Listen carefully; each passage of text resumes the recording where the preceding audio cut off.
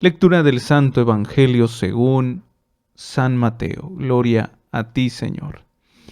En aquel tiempo, mientras iba de camino subiendo a Jerusalén, Jesús llamó aparte a los 12 y les dijo: Ya vamos subiendo a Jerusalén, y el Hijo del Hombre va a ser entregado a los sumos sacerdotes y a los escribas, que lo condenarán a muerte, y lo entregarán a los paganos para que se burlen de él, lo azoten y lo crucifiquen, pero al tercer día resucitará. Entonces se acercó a Jesús la madre de los hijos de Zebedeo, junto con ellos, y se postró para hacerle una petición. Él le preguntó: ¿qué deseas? Ella respondió: concédeme que estos dos hijos míos se sienten, uno a tu derecha y el otro a tu izquierda, en tu reino. Pero Jesús replicó: ¿no saben ustedes lo que piden? ¿Podrá beber el cáliz que yo he de beber? Ellos contestaron: sí podemos. Y él les dijo: beberán mi cáliz, pero eso de sentarse a mi derecha o a mi izquierda no me toca a mí concederlo. Es para quien mi Padre lo tiene reservado. Al oír aquello, los otros 10 discípulos se indignaron contra los 2 hermanos, pero Jesús los llamó y les dijo: ya saben que los jefes de los pueblos los tiranizan y que los grandes los oprimen. Que no sea así entre ustedes. El que quiera ser grande entre ustedes, que sea el que los sirva, y el que quiera ser primero, que sea su esclavo. Así como el Hijo del Hombre no ha venido a ser servido, sino a servir y a dar la vida por la redención de todos. Palabra del Señor. Gloria a ti, Señor Jesús. Pues ya en este tiempo actual este evangelio puede ser distorsionado muy fácilmente. Y no me refiero por cualquier persona. Hoy actualmente también nos podemos encontrar a personas muy bien preparadas, como filósofos, antropólogos, teólogos, en fin, en todas las ciencias que pudiesen existir, como inclusive psicólogos, pedagogos, y poniéndole allí todas las derivadas. Es interesante porque he encontrado a través de las redes sociales algunas críticas precisamente en referencia a este evangelio, ¿no? Como de alguna otra manera no queremos agachar la cabeza, como no queremos reconocer este poder de Dios. Puesto que se malinterpreta, ¿no? Se malinterpreta. Y es precisamente el sentido de una postura totalmente negativa a lo que es el Evangelio o la voluntad de Dios. No precisamente porque quieran erradicar o quitar el Evangelio o ir en contra de nuestro Señor, no, simplemente que, vaya, son científicos que lamentablemente han malinterpretado, tergiversado la palabra. Y voy a mencionar nada más uno para no restarle tiempo a la lectura de la meditación de esta palabra. Pues uno de estos comentarios que pues lamentablemente no opacan al Evangelio en toda su verdad es de que muchas de las veces comentan que este pasaje es solamente para aquellos cristianos, ¿no? Que son muy sumisos y lamentablemente tienen una razón atrofiada, ¿no? Tienen un intelecto por los suelos, cuando deberían de ponerse muy en alto porque de nadie nos debemos de dejar.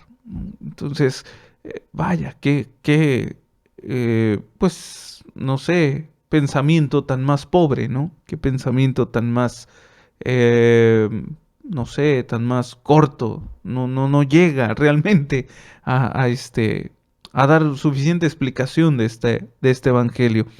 Lo que el Señor pide no es para ganar un mérito pues netamente humano, ni material, ni mundano. Es para alcanzar la vida eterna. Y solamente aquel que sabe qué es la vida eterna entenderá, ¿no? Entenderá el sentido por qué el Señor nos pide precisamente el servicio como norma de comportamiento para todo ser cristiano. El servicio por excelencia en cuanto a una mirada profunda al corazón del prójimo. Yo creo que parte, ¿no?, del discernimiento, del pensamiento continuo en reflexión, del que hace falta precisamente poner en práctica hoy en día en todo ser humano, en nuestra sociedad entera, en el mundo entero, porque hay estos tipos de grupos masivos que de alguna otra manera se radicalizan y que lamentablemente, ¿no?, llevan a la distorsión de la dignidad humana, a la distorsión del valor de la vida, a la distorsión de el ser hijos de Dios inclusive, ¿no? O simplemente el ser seres humanos, ¿no?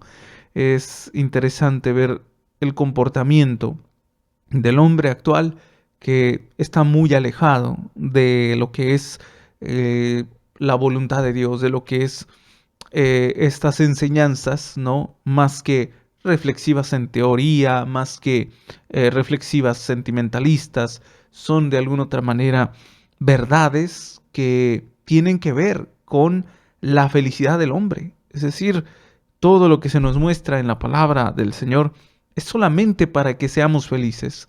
Y ni eso podemos cumplir. ¿Sí? Nos comportamos como tales becerritos, borreguitos que no queremos, ¿no?, agachar la cabeza, no queremos dejarnos manipular por nadie, porque, valga la redundancia, soy yo quien determina si quiero ser feliz en qué y por qué. Entonces, hay que tener mucho cuidado, ¿no?, con este tipo de pensamiento que quiere fluir demasiado pronto en familias, en matrimonios. Pero en fin, esto nada más para dar apertura pues a este comentario para reflexionar acerca del Evangelio del día de hoy. Pongo ya en pantalla a mis hermanos en internet allí este comentario y mis hermanos en radio. Escuchemos lo siguiente.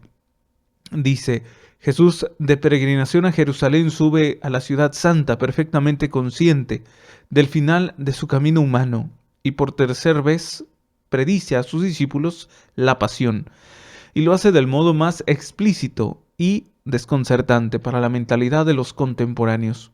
No solo se identifica con el Hijo del Hombre, figura celeste y gloriosa esperada para inaugurar el reino escatológico de Dios, sino que con audacia y autoridad funde este personaje con otra figura bíblica de signo aparentemente opuesto al del servicio doliente. Los discípulos no estaban preparados para comprenderlo. Hasta este momento es el Señor quien manifiesta ya de suyo pues este momento, ¿no?, tan doloroso, este momento que hay que enfrentar no solamente Él, sino todos sus contemporáneos, los discípulos, las mujeres que le acompañaban, el pueblo. Vaya, que no solamente están involucrados quienes le seguían, sino también quienes estaban en contra de él, ¿no? Y entonces, bueno, pues ya aquí se está dejando ver, se está dejando mostrar este suceso que de alguna otra manera va a impactar hasta nuestro tiempo actual, que vaya que todavía tenemos, ¿no?, ese momento de reflexión, ese momento de discernimiento por el significado trascendental que viene a traer vida, pasión, muerte y resurrección.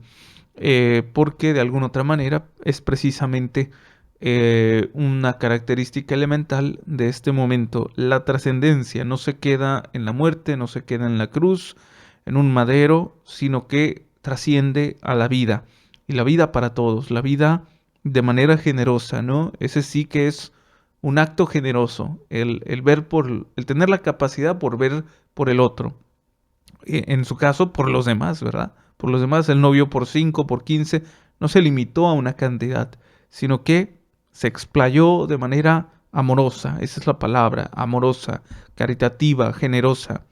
Después, uno de los primeros fragmentos que nos muestra este comentario y nos hace, primero que nada, reflexionar sobre el comportamiento que deberíamos tener tú y yo ante este regalo que Él mismo nos da, que es la vida, ¿sí? No nos las da porque realmente lo merezcamos, sino porque de alguna otra manera ese es su amor, generoso, sin medida, no tiene de alguna otra manera como un medidor para decir, tú no estás disfrutando la vida, te la voy a arrebatar. No, o no está diciendo, tú eres demasiado pecador, tú no te la mereces. No, para nada. La da sin medida, ¿sí? Sin medida, absolutamente sin medida. Y obviamente cuando estoy hablando con esta palabrita de sin medida, es precisamente ah, abarcando a todo ser humano, a toda criatura, hijo de Dios. Eh, y esto es interesante porque muchas de las veces pareciéramos tener esto muy desapercibido, muy olvidado. ¿Por qué lo menciono? Pues vuelvo a repetir con lo que iniciaba comentando por el comportamiento actual del hombre, ¿no? Egoísta, envidioso, usurero, ¿no? Animalista, siempre viéndose nada más para él, ¿no?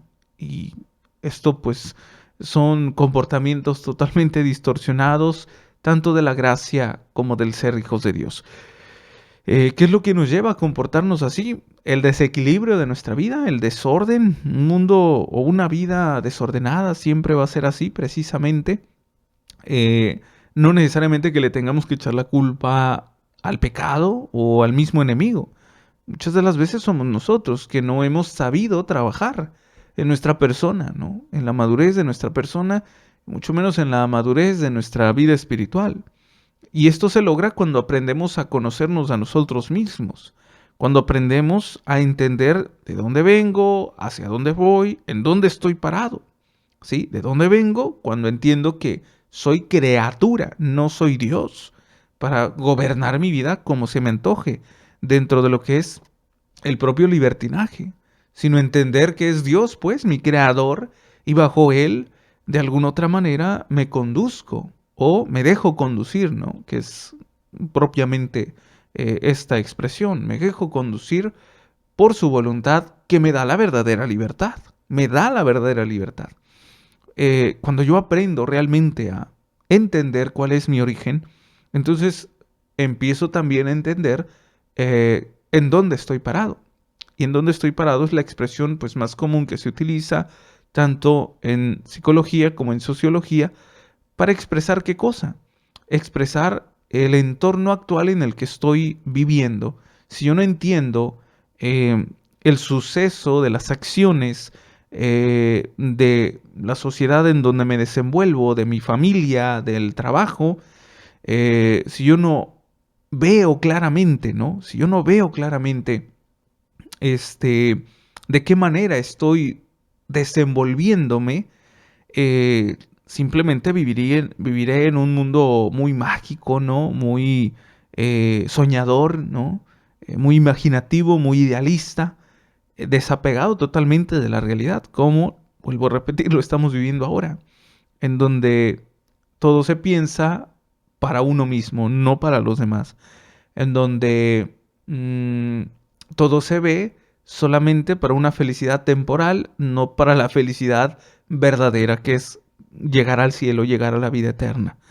Entonces, el saber qué está aconteciendo en mi familia, el saber qué está aconteciendo en mi sociedad, el saber qué está aconteciendo en mi iglesia, me ayuda a comprender la función que debo de tener precisamente encauzada para este reino de los cielos. Porque, vuelvo a repetir, en un mundo tan estancado que se vive en este tiempo actual, pudiéramos entender el comportamiento del hombre como algo muy pobre, ¿no? Algo muy, no sé, árido, seco. Porque ahora, pues, lamentablemente, el hombre, el ser humano, la mujer que tan solo mira a los demás como, ¿cómo le podemos decir? O que observa a la persona del otro en función a sus necesidades, pues volvemos a recaer, ¿no? En un aspecto muy egoísta. De la misma manera, cuando no sabe lo que está sucediendo en ese entorno actual, como por ejemplo, notar que hay un extremismo tanto en el hombre como en la mujer. El famoso machismo, el famoso feminismo, ¿no? Que son dos realidades Son dos realidades que tenemos que afrontar y que tenemos que saber salir precisamente al encuentro del otro para orientarlo y que no siga influyendo, ¿no?, esta enfermedad en la mente de las nuevas generaciones. En fin, y también les hablaba de hacia dónde voy, ¿no? Hablé de dónde vengo, en dónde estoy parado y hacia dónde voy. ¿Hacia dónde voy? Esa es la pregunta también, parte de este sentido existencial, que me va a hacer reflexionar precisamente el por qué tendría sentido todo lo que estoy haciendo. Cuando no tenemos una meta, cuando no tenemos un lugar hacia dónde llegar, normalmente nuestro comportamiento precisamente va a ser desordenado, va a ser como una onda senoidal, ¿no? Una onda senoidal es una onda que sube, que baja, pero no tiene trayecto recto, no tiene estabilidad, sino hay un desorden. Y esto lo podemos entender inclusive no yéndonos tan lejos, nuestro mismo comportamiento cristiano. ¿Cuál es tu comportamiento en la iglesia doméstica, en tu familia? ¿Cómo te comportas? ¿Haces ver a los demás con caridad? Escucha bien, haces ver a los demás con caridad en lo que están mal, a tu esposa, a tu esposo, a tus hijos, les corriges con caridad, ¿sí? No se les olvide eso, porque fácilmente podemos corregir de manera brusca, tonta y absurda, pero no es nada fácil corregir con caridad, porque es precisamente también parte de este evangelio que nos está enseñando esta servicialidad. Como lo mismo tu comportamiento a la parroquia a la que asistes, ¿sí? A la parroquia a la que asistes. Hace, no sé, unos cuantos meses yo exponía aquí a algunos feligreses, ¿no? Lamentablemente su mal comportamiento, porque me dejaban por allí regadas las hojitas dominicales, ¿no?, en las bancas. Y yo los hacía ver y les hacía reflexionar y les exhortaba a que valoraran la palabra de Dios. Porque esa hojita dominical no es cualquier hoja, ¿sí? No es un papel simplemente. El contenido es lo importante. Es la palabra que está hablando a su vida personal. Yo no sé cuántos de ustedes realmente valoren ese lugar en donde tienen ese encuentro personal con Cristo. Yo no sé cuántos de ustedes, cuando asisten a su parroquia, cuidan el lugar, porque no es que nos interese las paredes o los muros, sino el contenido, ¿no?, que es Cristo donde realmente habita allí dentro y convoca, ¿no?, y convoca a la comunidad parroquial, eclesial, a esa comunidad que es el cuerpo místico de Cristo, la iglesia. Entonces, ante ese desorden que yo exponía hace unos momentos, ¿no?, dejarme las hojitas regadas ahí, las hojitas dominicales, tirar basura, no cuidar las bancas, dejar sucio el lugar, habla de un templo espiritual desordenado también, ¿no? Es decir, si así está el templo en físico, ¿cómo estará el templo espiritual de tu vida, ¿no? Tu cuerpo o tu alma, ¿sí? O tu corazón, ¿no? Que ahora quiero hacer un paréntesis, a ver si no me cortan la transmisión. Digo, quiero utilizar palabras más o menos decorosas para no verme totalmente extremista. Como es precisamente el sentir, el vivir, el pensar de estas mujeres que el día de hoy se manifestaban. ¿Cuántos de nosotros lanzábamos críticas de manera fuerte? ¿Cuántos de nosotros prejuiciamos, ¿no?, el comportamiento de estas mujeres? ¿Cuál debería ser el comportamiento de nosotros como cristianos? No es precisamente como a veces, muchas de las veces lo pensamos, ¿no? Callarlas y decirles están mal y el Señor las va a castigar y eso que hacen es del demonio y van a irse al infierno. No, no debería ser esa parte, porque es también parte del Evangelio del cual hoy nos enseñan a tener ese tacto personal con estas personas, con cualquiera de las que de alguna otra manera se rebelan contra la voluntad de Dios, contra la verdad de Dios. Es simplemente tener un tacto de servicialidad, de caridad. Ojo, que no estoy diciendo que lo que están haciendo está bien, no estoy diciendo que su comportamiento es totalmente justificable, para nada. Hoy rayaron toda Tijuana. Bueno, por lo menos la parte de la zona del río. ¿Y es triste? Sí, es triste. Pero vuelvo a repetir, ante un gran desorden externo, hay un desorden interno. Hay un desamor. Hay una falta de amor, ¿sí? Y eso es lo que están externando. Y esa es la meta de nosotros como cristianos, que a través de nuestras vidas logren ver estas personas, logren ver este rostro de Cristo, ¿sí? Por eso no debemos permitir también nosotros dejarnos llevar por un desorden espiritual. También nosotros dejarnos llevar por el resentimiento, la falta de perdón, el rencor, el orgullo, ¿sí? O cualquier otro tipo de pecado que siempre, de alguna otra manera, esa es su función del pecado, ¿no? Manchar la vida del hombre, perjudicarla, ¿sí? Denigrarla, porque denigra el alma, denigra nuestra vida espiritual, denigra nuestra dignidad como hijos de Dios y como seres humanos. Estoy hablando precisamente del pecado. Entonces, ojalá que en nosotros de verdad haya esa verdadera evangelización, traduciendo el evangelio en nuestras obras, traduciendo el evangelio con un lenguaje de este año 2023. Ojo, que estoy diciendo traduciendo el evangelio, no estoy diciendo hay que remover el evangelio y todo lo que el Señor ha enseñado y nosotros hay que enseñar según nuestras normas. No estoy diciendo removamos el evangelio, eso sería una tontería, sería una estupidez. El evangelio es el mismo Cristo quien está hablando. Son sus normas que han quedado ya permeables en el corazón del hombre y para siempre, ¿sí? Y de alguna otra manera han permanecido porque son precisamente influencia de esta vida eterna, ¿sí? Tú tienes, Señor, palabras de vida eterna. Entonces, no podemos de alguna otra manera removerlo, por el contrario. Hay que saber interpretarlo, porque si no sabemos interpretarlo, vamos a enfrentarnos a problemas muy graves. Vamos a enfrentarnos a problemas muy graves como ahora lo estamos viviendo. Católicos encerrados en su cerrazón, ¿verdad? En una razón egoísta que solamente tacha a los demás por su mal comportamiento, pero no hace nada para que verdaderamente surja un cambio. Entonces, debemos de alguna otra manera saber interpretar el evangelio. Es un reto, para ti y para mí. No creas que es sencillo, pero por el hecho de que no sea sencillo no significa que no podamos ser capaces. Porque si Cristo ha puesto la mirada en ti y en mí, es porque precisamente sabe y confía en que esta palabra puede ser depositada en un corazón que puede dar mucho fruto.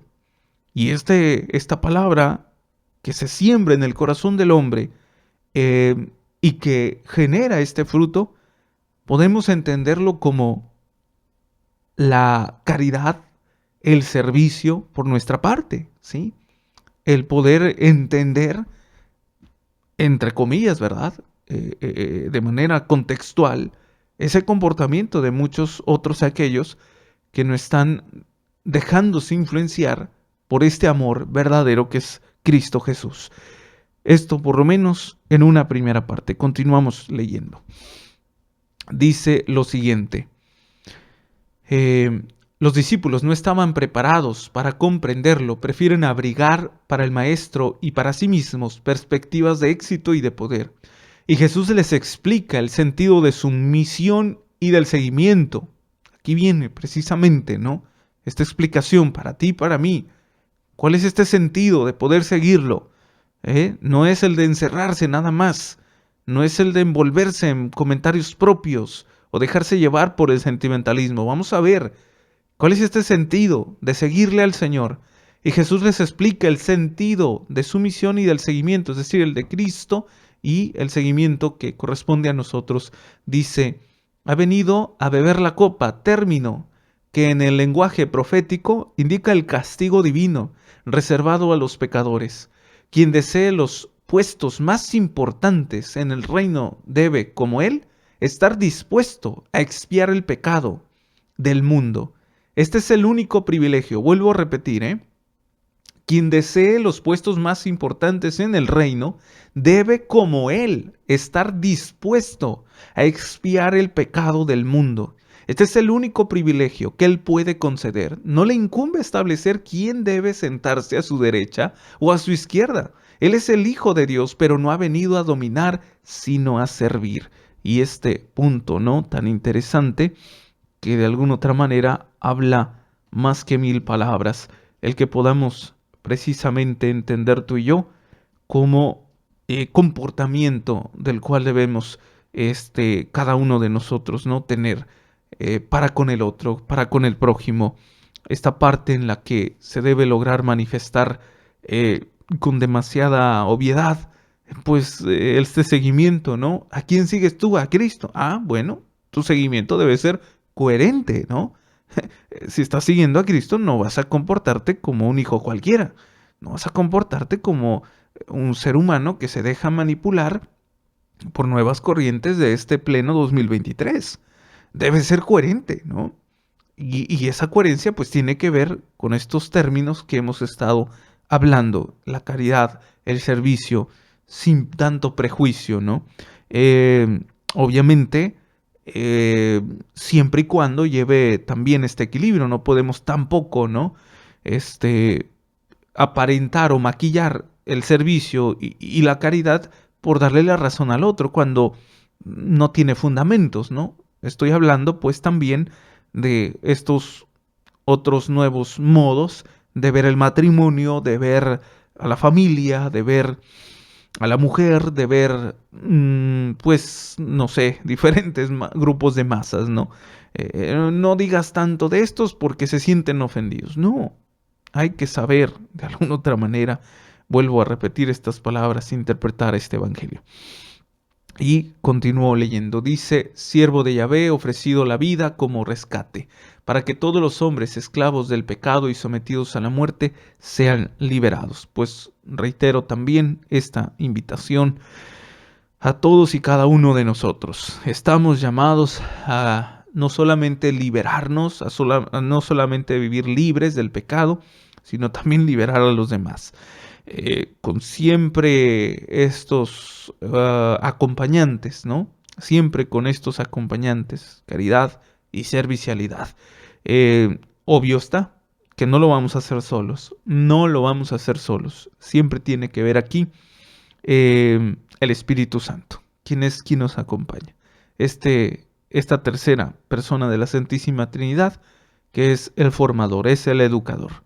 Y esta plena confianza en nosotros de que así será, de que no lo vamos a hacer solos, ¿no? Así es que, mis hermanos, pues también aprovechando este tiempo de Cuaresma, digo, no porque tengamos que solamente limitarlo a este tiempo, igual es toda nuestra vida, pero resalto este tiempo litúrgico porque pues así lo pide, ¿no?, la Santa Madre Iglesia.